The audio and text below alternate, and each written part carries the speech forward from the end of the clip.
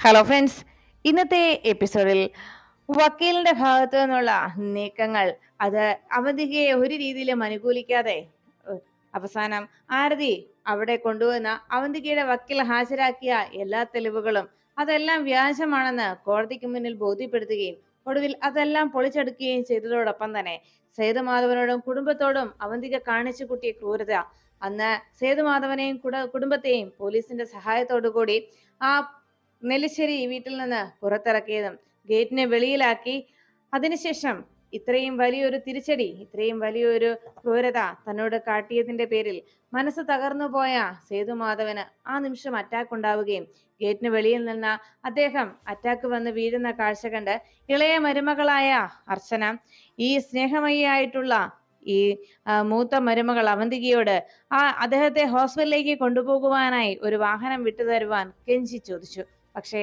അന്ന് ഇത്രയും സ്നേഹനിധിയായ ഈ മരുമകൾ അദ്ദേഹത്തെ ഹോസ്പിറ്റലിൽ എത്തിക്കാനായി ഒരു വാഹനം കൊടുത്തില്ല എന്ന് മാത്രമല്ല, അദ്ദേഹത്തെയും കുടുംബത്തെയും ക്രൂരമായി വേട്ടയാടുകയാണ് പിന്നീടുണ്ടായത് എന്നെല്ലാം ഭാരതി കോടതിയിൽ വെളിപ്പെടുത്തി. അതിനുശേഷം അദ്ദേഹത്തെ ഹോസ്പിറ്റലിലേക്ക് കൊണ്ടുപോയത് അർച്ചനയുടെ സഹോദരനായ അനൂപിന്റെ സഹായത്തോടു കൂടിയായിരുന്നുവെന്നും പിന്നീട് ഹോസ്പിറ്റൽ വിട്ട് അദ്ദേഹവും കുടുംബവും മറ്റൊരു വാടക വീട്ടിലേക്കാണ് വന്നെത്തിയതെന്നും അധികം വൈകാതെ തന്നെ അദ്ദേഹം മരണപ്പെട്ടുവെന്നുമായിരുന്നു ആരതി പറഞ്ഞത്. എല്ലാം കേട്ട് കഴിഞ്ഞതും വേദനയോടെ ഇതിന്റെ എല്ലാം മൂകസാക്ഷിയായി ഒരു പർദ്ദയ്ക്കുള്ളിൽ ഇതെല്ലാം മനസ്സിലാക്കി ഈ സത്യങ്ങളൊക്കെ നേരിട്ട് കാണുകയും അനുഭവിക്കുകയും ചെയ്ത ആ അർച്ചന എന്ന സച്ചിയുടെ ഭാര്യ വേദനയോടെ അവിടെ കോടതിയിൽ നടക്കുന്നതിനെല്ലാം സാക്ഷിയായി സച്ചിക്ക് പിന്നിലായി വന്നിരുന്നു.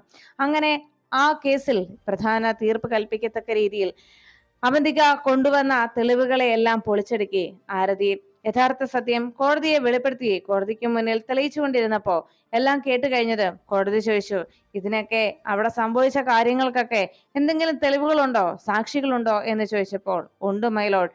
അത് അവിടെ സംഭവിച്ച കാര്യങ്ങളൊക്കെ കൃത്യമായി എന്തൊക്കെ അവിടെ നടന്നു എന്നതിന്റെ എല്ലാ കാര്യങ്ങളും ഇത്രയും നാൾ ഇവർ ചെയ്തു കൂട്ടിയ നെല്ലിശ്ശേരി സേതുമാധവനോടും കുടുംബത്തോടും അവന്തിക എന്ന് പറയുന്ന മൂത്ത മരുമകൾ ചെയ്തു കൂട്ടിയ ക്രൂരകൃത്യങ്ങൾ എല്ലാം നേരിൽ കണ്ട സാക്ഷി അത് ഇവിടെ ഹാജരാക്കുക, സാക്ഷിയെ താൻ ഇവിടെ ഹാജരാക്കാമെന്ന് ആരതി അറിയിച്ചു.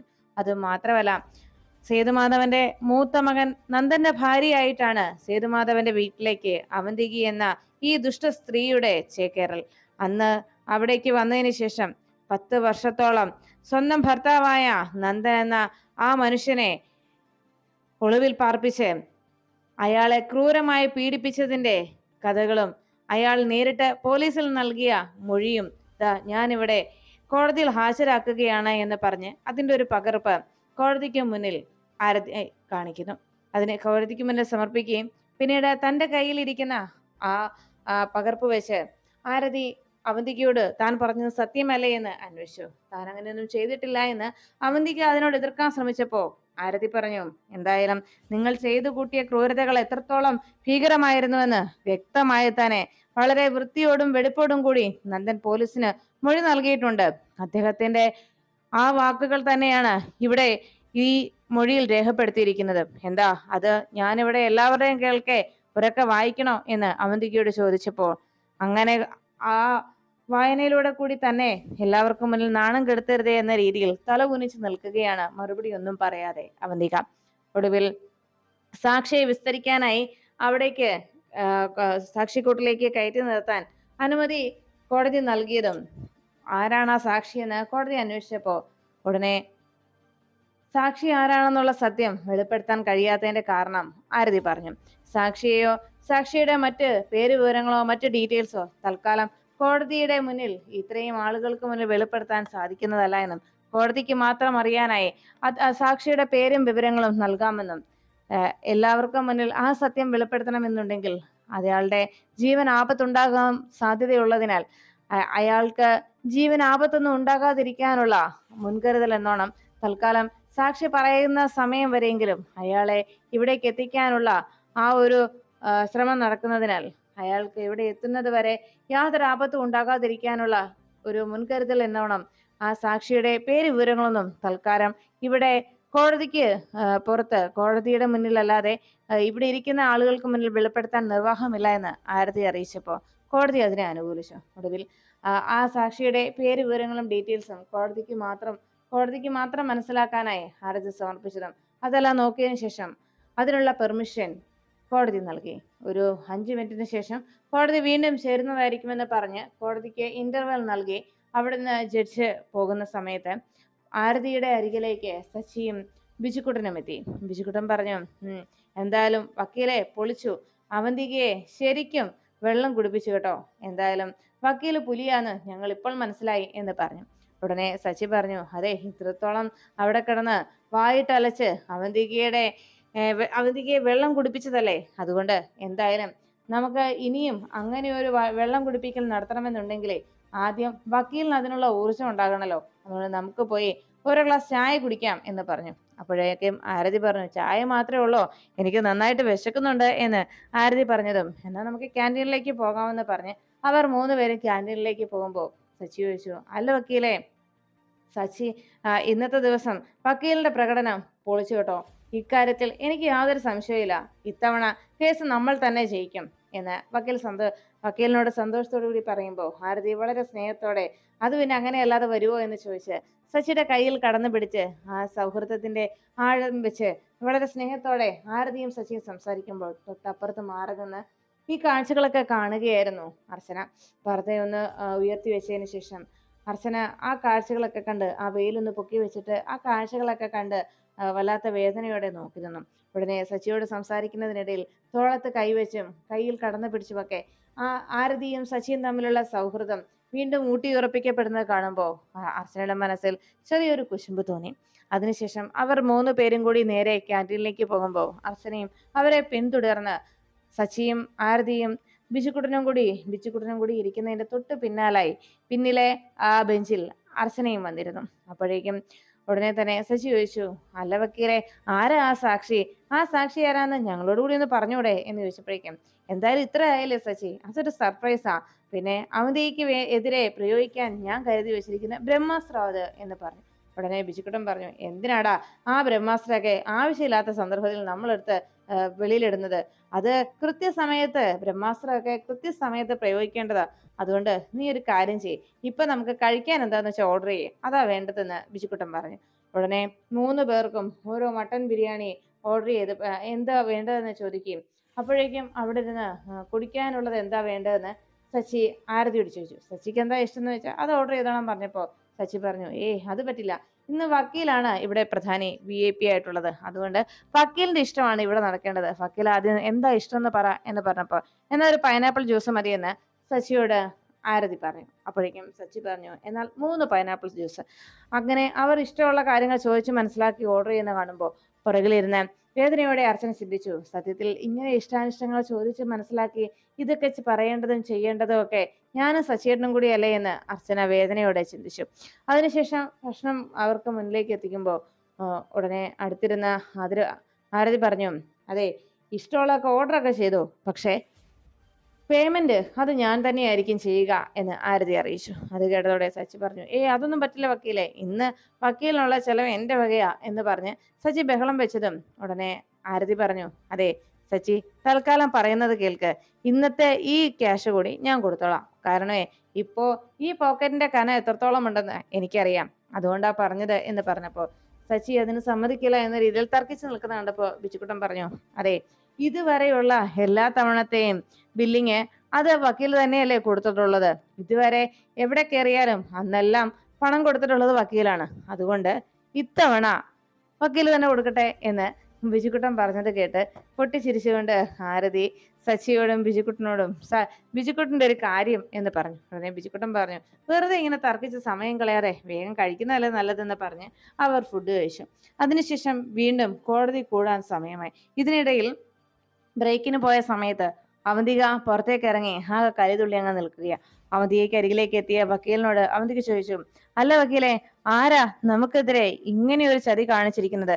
നമ്മൾ കോടതിയിൽ വിശ്വസിപ്പിക്കാനായി മനഃപൂർവ്വം ഉണ്ടാക്കിയെടുത്ത ആ രേഖകളൊക്കെ വ്യാജമാണെന്ന് എങ്ങനെയാണ് ആരതി തിരിച്ചറിഞ്ഞത്? അതിനുള്ള ആ ഒരു നീക്കം ആരതിക്ക് നടത്താൻ കഴിഞ്ഞത് ഏത് രീതിയിലാണ്? എങ്ങനെയാ വക്കീലെ നമ്മള് ഒരുക്കി വെച്ച ഈ എവിഡൻസ് ഒക്കെ ആരതിയുടെ പക്കലെത്തിയത്? അത് എങ്ങനെയാണെന്ന് ഒട്ടും എനിക്ക് പിടികിട്ടുന്നില്ല. വക്കീലാണ് എന്നെ ചതിച്ചത് എന്ന് ചോദിച്ച് വക്കീലിനോട് അവധിക്ക് തട്ടിക്കയറുമ്പോ വക്കീല് പറഞ്ഞു, ഒരിക്കലുമില്ല, എന്റെ ഓഫീസിൽ നിന്ന് ഒരിക്കലും ഇത് ചോർത്തപ്പെട്ടിട്ടില്ല. അത് തീർച്ചയാണ് മാഡം. പക്ഷെ ഇത് മറ്റേതോ രീതിയിലാണ് പോയിരിക്കുന്നത്. അവരുടെ നീക്കങ്ങളോ അവരുടെ ഭാഗത്തു നിന്നുള്ള നീക്കങ്ങൾ എങ്ങനെയാണെന്നൊന്നും നമുക്കിതുവരെ മനസ്സിലാക്കാനും കഴിഞ്ഞിട്ടില്ല. ഇപ്പോൾ തന്നെ ഇനി വരാൻ പോകുന്ന സാക്ഷി ആരെന്നതിനെ കുറിച്ച് ഞാനിപ്പോൾ ടെൻഷൻ ആവുന്നത് എന്ന് അവന്തികയോട് വക്കീൽ അറിയിക്കുമ്പോ അവിടേക്ക് അവന്തികയ്ക്കുള്ള ജ്യൂസുമായി മൂർത്തി എത്തിയതും മൂർത്തി മാഡം ജ്യൂസ് എന്ന് പറഞ്ഞ് അവന്തിക്ക് നേരെ ജ്യൂസ് നീട്ടിയതും ദേഷ്യത്തോടെ ആ ജ്യൂസ് തട്ടി എറിയുകയാണ് അവന്തിക.